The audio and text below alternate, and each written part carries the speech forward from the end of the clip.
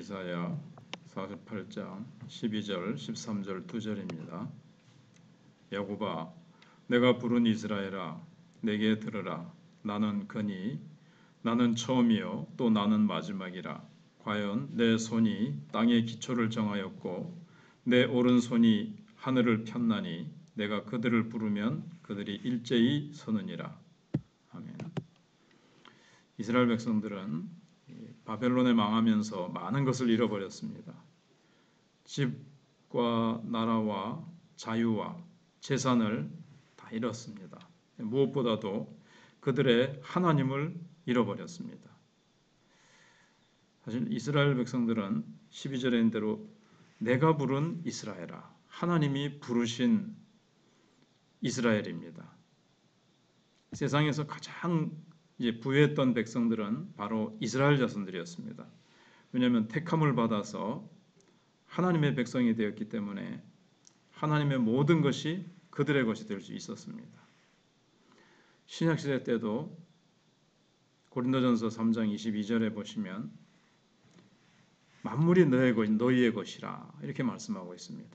만물이 다 하나님의 자녀인 우리들의 것이다.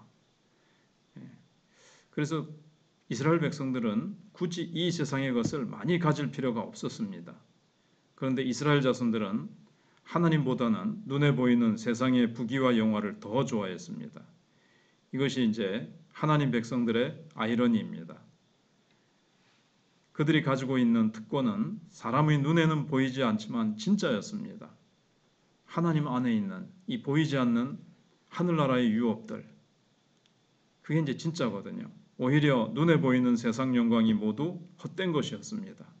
그런데 유다 백성들은 눈에 보이는 세상 것을 택함으로 하나님 말씀을 거역했고 그 결과 가장 중요한 것을 잃어버렸습니다.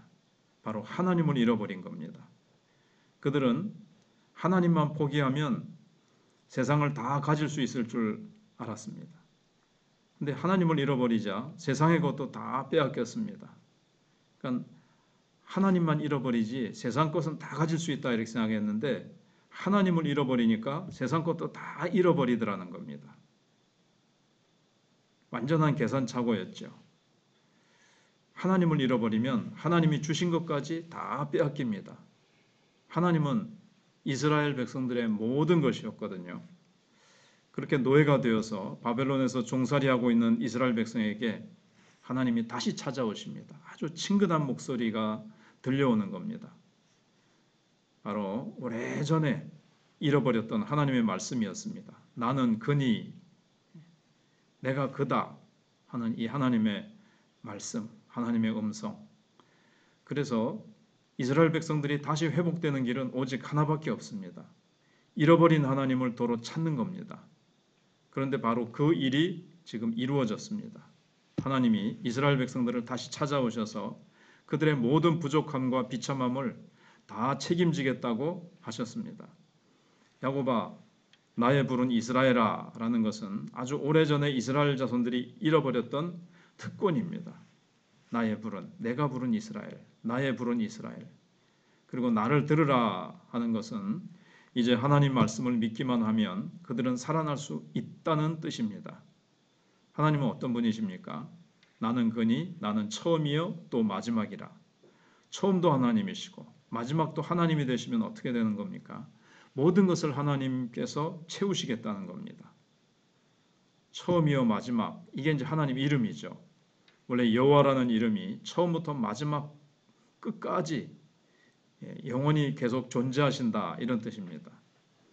그래서 하나님을 스스로 존재하시는 분이라고 하기도 하잖아요. 여호와라는 뜻이 그런 뜻이지 않습니까? 다른 것은 모두 피조물입니다. 스스로 존재하지 못해요. 하나님을 의존해서 존재할 수밖에 없는데 스스로 존재하시는 분은 하나님밖에 없습니다. 그래서 나는 그니라는 말씀이죠. 다시 말하면 모든 것의 주인은 하나님이십니다. 종업원들은 자꾸 바뀌잖아요. 하지만 주인은 그대로 있습니다. 이게 이제 중요합니다. 그래서 하나님은 공경에 빠진 이스라엘 자손들에게 다른 것을 주시는 것이 아니라 하나님 자신을 다시 소개하시면서 하나님 자신을 주시겠다는 거예요. 나를 붙잡아라. 나를 소유해라. 왜냐하면 하나님 말씀을 믿으면 하나님을 되찾을 수 있고 이스라엘의 특권을 회복할 수 있기 때문에 그렇습니다. 하나님의 말씀을 듣는다는 것은 보통 특권이 아닙니다. 북한에서는 하나님 말씀을 쉽게 들을 수가 없습니다. 숨어 있는 지하 성도들이 몰래 볼 수 있고 그 외의 사람들은 옛날에 믿었던 믿음을 가지고 있는 사람 외에는 정말 하나님의 말씀이 들려지지 않는 것이죠. 그런데 하나님의 말씀이 들려진다, 듣는다, 단순히 좋은 말씀을 한 번 듣고 끝나는 문제가 아니라 하나님의 모든 축복을 가질 수 있는 기회를 제공받는 것을 말씀하고 있습니다. 하나님 말씀을 듣고 진실로 믿을 때 하나님이 나의 하나님이 되시며 모든 것을 하나님이 책임져 주십니다. 그래서 13절에 과연 내 손이 땅의 기초를 정하였고 내 오른손이 하늘을 폈나니 내가 그들을 부르면 그것들이 일제히 서느니라. 우리가 살고 있는 공간이 어디입니까? 바로 하늘과 땅 사이입니다. 우리는 어떻게 해서든지 땅에 발을 딛고 살아야 됩니다. 근데 하나님의 손으로 땅의 기초를 만드셨다고 되어 있습니다. 이 말은 이 세상 땅의 어느 구석 하나라도 모르시는 곳이 없다는 겁니다. 하늘은 어떻습니까? 하나님의 오른손이 하늘을 펴셨습니다. 그래서 하나님의 오른손에 하늘이 펴져 있다. 이렇게 성경이 말씀하고 있습니다. 지금도 하나님께서는 우리 인간들의 일에 간섭하고 계시며 영향을 미치고 계시다는 뜻이죠. 그냥 하늘, 땅 이걸 말씀하시는 것이 아니라 하나님이 만드신 우주 만물, 우리가 살아가는 역사, 우리의 삶의 공간, 어느 한 작은 구석도 하나님이 모르시는 바가 없고 간섭하시지 않는 바가 없다는 겁니다. 하나님이 오른손을 조금만 움직여도 전쟁이 일어나고 손가락을 조금만 움직여도 전염병이 퍼지게 되어 있습니다. 하나님이 부르시면 온 천지가 일제히 일어선다 그랬습니다. 네, 주인님 하면서 다 일어나서 명령을 받는다는 겁니다. 하나님은 이 세상의 주인이시기 때문에 인간들을 털어내는 것은 문제도 되지 않습니다. 아무리 강한 나라라 하더라도 상관없습니다. 하나님께서 명령을 내리시기만 하면 온 세상이 한꺼번에 모든 나라를 다 거부할 수 있습니다. 근데 축복을 받으려면 어떻게 해야 됩니까? 하나님의 말씀이 우리를 찾아와야 됩니다. 그냥 형식적으로 건성으로 찾아오는 게 아니라 내 가슴 깊은 곳을 쥐어짜면서 정말 쇠망치로 내 마음을 때리듯이 깊숙이 하나님의 말씀이 내 전 존재를 흔드는 그런 말씀으로 찾아와야 됩니다. 그래서 우리는 하나님이 어떤 분이신지 알아야 됩니다. 이 세상 모든 사람들은 모두 새들어 사는 사람들과 같습니다. 다 하나님 건데 잠시 빌려서 서들어 사는 사람들이 마찬가지예요. 그런데 하나님께서 천지를 향해서 이 사람들을 다 쫓아내라 명령하시면 단숨에 쫓겨날 수밖에 없습니다. 그래서 우리는 다른 것을 잡으면 안 됩니다. 그거 쫓아내라.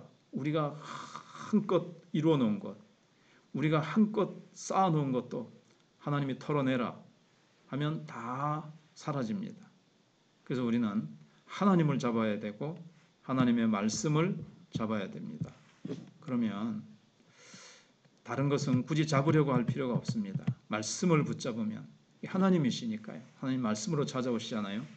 찾아오신 말씀을 붙잡으면 하나님의 모든 것이 다 우리의 것이 될 수가 있습니다. 기도하겠습니다.